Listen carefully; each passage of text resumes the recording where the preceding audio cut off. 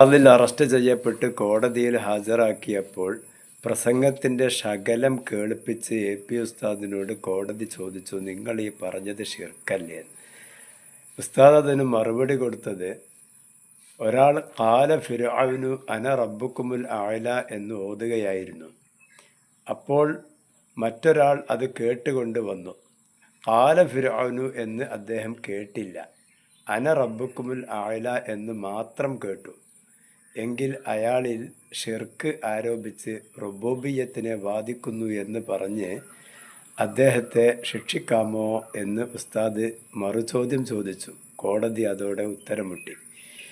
ഇതുപോലെയാണ് റഫീഖ് സലഫി എന്ന് പറയുന്ന ഒരാൾ ജനാസയിൽ ദിക്ർ ഉറക്കെ ചൊല്ലുന്നതുമായി ബന്ധപ്പെട്ട് ഞാനിറക്കിയ വീഡിയോ ഭാഗത്തിൻ്റെ തലഭാഗവും വാൽഭാഗവും മാത്രം എടുത്ത് നടുഭാഗം കട്ട് ചെയ്ത് ഒഴിവാക്കി ആളുകളെ തെറ്റിദ്ധരിപ്പിക്കുന്നതായി ശ്രദ്ധയിൽപ്പെട്ടു. എന്നാൽ ആ വീഡിയോയിൽ ഞാൻ എന്താണ് പറഞ്ഞിട്ടുള്ളത് എന്ന് എല്ലാവരും പൂർണ്ണമായി കേട്ടാൽ സംശയങ്ങളെല്ലാം നീങ്ങിക്കിട്ടും.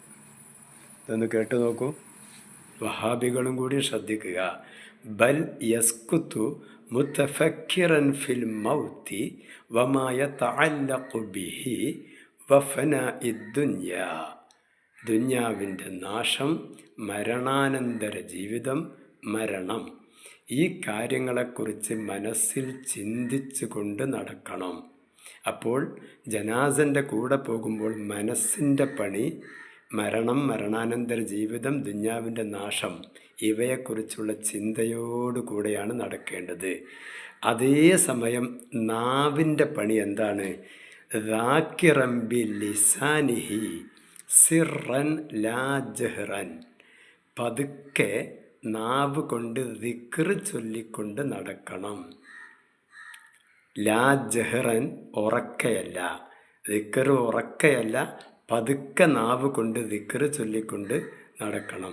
അപ്പോൾ മനസ്സിൻ്റെ പണി മരണസ്മരണ, നാവിൻ്റെ പണി ദിക്ർ ചൊല്ലൽ. അങ്ങനെയാണ് ജനാസൻ്റെ കൂടെ നടക്കേണ്ടത്. ലിഅന്നഹു ബിദ്അത്തുൻ ഖബീഹ. ജനാസൻ്റെ കൂടെ നടക്കുമ്പോൾ ദിക്ർ ശബ്ദമുയർത്തി ചൊല്ലുന്നത് ബിദ്അത്തുൻ ഖബീഹത്തുൻ, മോശപ്പെട്ട ഒരു ബിദ്അത്താണ്, പുത്തൻ ആചാരമാണ്. ബിദ്അത്ത് ഹസനത്തല്ല, ബിദ്അത്ത് ഖബീഹത്ത്, വളരെ മോശമായ, വർജിക്കേണ്ട ബിദ്അത്താകുന്നു ജനാസൻ്റെ കൂടെ പോകുമ്പോൾ ശബ്ദമുയർത്തുന്നത് എന്ന് മഹാനായ ഇബ്നു ഹജർ ഹൈതമി റഹ്മത്തുള്ളാഹി തആല അലൈഹി പറയുന്നു.